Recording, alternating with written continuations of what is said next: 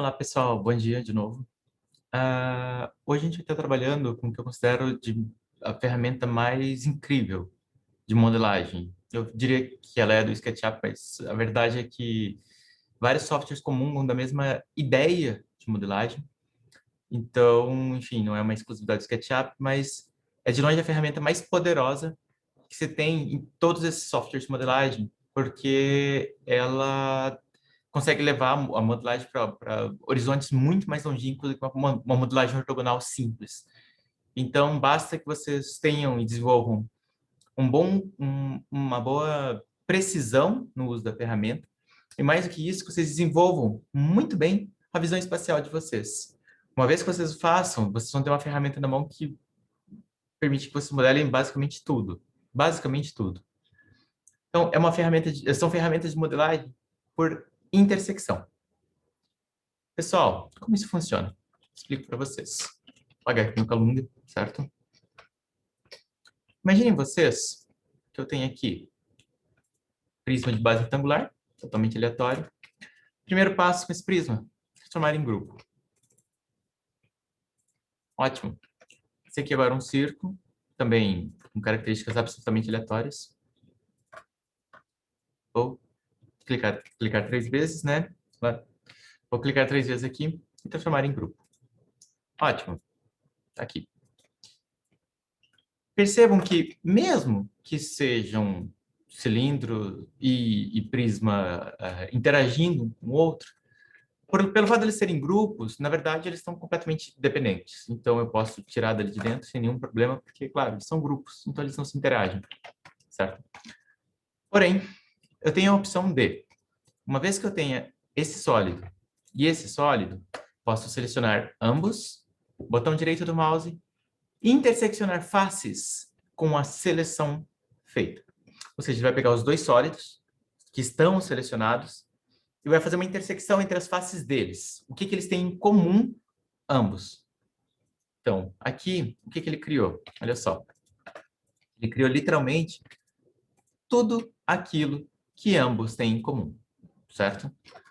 Pode parecer bobagem, mas presta atenção no que isso daqui é capaz. Os dois são sólidos, são grupos, e eu não tenho como, obviamente, interagir os dois. Por outro lado, o que eu posso fazer? Eu posso pedir aqui, então, para, por exemplo, o quadrado deixar de ser grupo, quer dizer, o prisma deixar de ser grupo, certo? E o cilindro continua sendo grupo. Intersecção entre as faces com o modelo, certo? Ótimo. O que vai acontecer a partir daí, então? Isso passa a ser parte do meu sólido. Da mesma forma, o que acontece? Eu posso apagar esse resto aqui, e aí as partes dele lá dentro passam a ser parte do meu sólido. Com isso, eu poderia, por exemplo, nesse momento, desassociar isso daqui e apagar isso. Então, eu tenho aqui, literalmente, uma espécie de uma subtração. Eu retirei do cilindro aquele prisma retangular. Vamos fazer de novo, porque eu sei que isso é um pouco confuso. Vamos lá. Sólido, sólido, ambos em grupos. Seleciono os dois, interseccionar as faces selecionadas, certo? E aí, vou desassociar isso daqui. Ótimo. Então, vou apagar isso daqui, e o que acontece? Na hora que eu apago essa parte do quadrado, deixa eu desassociar, na hora que eu apago essa parte do quadrado, o resto do cilindro vai estar aqui dentro. Ah, mas professor, eu não poderia simplesmente fazer um sólido aqui e aí fazer um arco aqui no canto com a medida que eu quiser. Oh, fazer um arco aqui no canto com a medida que eu quisesse, ou que fosse um círculo, não importa, né? E só retirar isso daqui? Sim, você poderia. Estou usando aqui uma analogia, eu não estou falando de uma situação literal. Porque, por exemplo, imagine você, por exemplo, que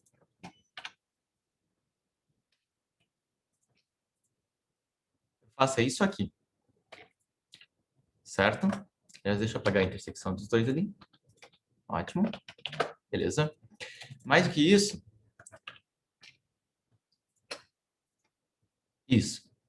Uma situação absolutamente irregular, né? No desenho. O que eu posso fazer com isso aqui, então? Interseccionar ambas as faces, certo? E aí, eu vou desassociar ambas as faces. Vou retirar os restos do meu prisma aqui. E olha que incrível. A marcação que eu tenho aqui é justamente o encontro entre aquele prisma que eu tinha com esse cilindro. E os restos dele estão precisamente aqui dentro. Isso você não faz da outra forma. E a recíproca é verdadeira. Se eu retirar, por exemplo, o cilindro, de dentro do sólido, o que acontece? Eu vou ter aqui uma situação de superfície que é absolutamente incomum de se conseguir com uma modelagem convencional. É quase impossível. Realmente você precisa de ferramentas como essa para conseguir superfícies de dupla curvatura, superfícies irregulares, superfícies de uma infinidade de formas, através do SketchUp. Então, a modelagem por intersecção ela é preciosíssima, é um dos recursos mais preciosos que vocês podem imaginar para conseguir coisas inacreditáveis, certo? Então, da mesma forma, deixa eu pegar um outro exemplo meio aleatório aqui, só para a gente conseguir uma outra situação em que isso pode ser útil. Só pessoas aqui no grupo, fiz um retângulo de um tamanho qualquer, eu nem sei quais são as dimensões dele, certo? Vocês se recordam que lá em geometria para arquitetura, eu trabalhei com vocês telhados e, claro, dava muita confusão, não era um assunto muitas vezes muito óbvio para vocês, pelo menos não naquele momento. Dá uma olhada como, de repente, nesse contexto, pelo uso de ferramentas de intersecção, o SketchUp pode simplificar, facilitar, nos auxiliar a fazer a solução desses telhados quando as águas têm tamanhos diferentes. Por exemplo, suponhamos que eu precise aqui de 30% de inclinação. Significa que a cada uma unidade, né, eu vou estar subindo 0,3 aqui. Ótimo. E suponhamos também que desse lado eu tenha que, a cada uma unidade, eu esteja subindo, vamos enfiar o pé na jaca, 70%, 0,7. Está bem mais inclinado, né? Certo? Vou transformar ambos em grupo para não ter risco de dar qualquer tipo de encrenca. Certo? Ótimo. Então, vou rotacionar esse plano a partir desse ponto, com referência aqui, fazendo cópia nesse ângulo. Certo? Ótimo. Desse outro lado aqui agora. Vou estar rotacionando esse plano de novo, fazendo uma cópia dele, dessa referência para cá. Olha que interessante, gente. O que eu tenho são só planos rotacionados, mas o encontro entre eles aqui já está dando aquela comieira, que muitas vezes a gente tem dificuldade em conseguir. Está aqui, certo? O que eu vou fazer aqui agora? É importante a gente se dar conta que, no momento em que eu faço essas rotações, é inevitável que eu esteja recuando. Deixa eu tirar da perspectiva e desligar esses eixos. Na hora que eu faço essa rotação, é natural que a projeção disso esteja recuada, ou seja, não está indo até o retângulo inteiro. Eu precisaria alongar isso daqui, certo? Sem problemas, eu posso alongar. Eu posso entrar dentro de cada um desses grupos, certo? Posso ver até onde eu preciso que ele vá. Às vezes acontece que a SketchUp não está fazendo traços na vertical. Oh, Deus. Bom, então tudo bem. Deixa eu fazer prolongamentos dele, bastante. Posso apagar isso. Você vê que eu passei muito a projeção ali de baixo. Vou fazer a mesma coisa desse outro lado, certo?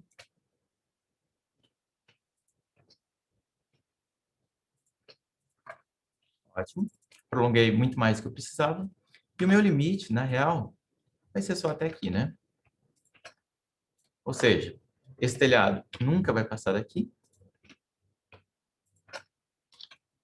certo? O máximo que ele poderia chegar é até aqui se ele fosse de uma água só. Desse outro lado, o máximo que ele poderia chegar é até aqui, se ele fosse de uma água só, ok? Então, é como se eu estivesse limitando esse até o tamanho da projeção dele no solo, como se eu estivesse limitando esse até a projeção dele no solo, ok? Não preciso, mas eu posso recuá-los para essa medida que agora eu tenho. Lembrando que eu não preciso, isso que eu estou fazendo é meramente por questões puramente didáticas, certo? E olha só, eu tenho aqui a comieira deles indo até esse ponto, certo? E a partir daí, segue a comieira lá. Desculpa, a comieira não, aqui é o espigão. Tenho o espigão vindo até aqui e depois eu sigo com a comieira até lá. Na prática, eu posso pedir a intersecção dos dois planos, interseccionar faces selecionadas. Não preciso desse, não preciso desse. Eu tenho aqui, pessoal, eu tenho aqui justamente o espigão seguindo e a cumieira seguindo. Na prática, basta terminar agora o telhado com suas medidas mais óbvias. O plano ali do fundo, certo? Que é uma parede reta, né? Uma empena. Aí aqui, finaliza esse triângulo, que eu tenho a água de maior inclinação, e finaliza esse trapézio, para que eu tenha a água de menor inclinação. E aí eu tenho aqui o telhado feito, certo?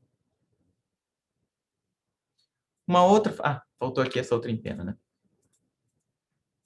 Uma outra forma que eu teria de resolver esse mesmo problema, né? Vamos lá. Vou dar uma cópia. Aliás, deixa eu copiar isso daqui e desfazer isso tudo que eu apaguei. Eu posso copiar aqui do lado. Ótimo. Olha só, o que eu posso fazer aqui, pessoal? Eu posso, literalmente, fazer dois sólidos, certo? Cada um deles com uma inclinação dessas. Então, vou fazer aqui duas cópias. Onde esse daqui vai ter a altura dessa inclinação. Vamos lá.